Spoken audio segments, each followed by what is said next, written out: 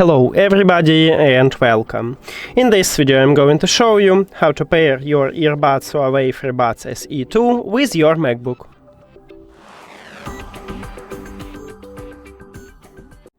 You have to start by press one time at the Bluetooth button at the top, but if you don't have this button you need to go to the control panel and click at the Bluetooth here.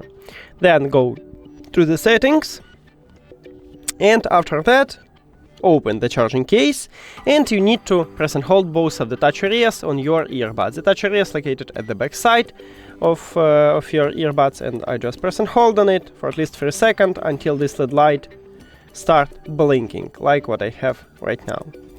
And then we can see it at the device list, so just click connect.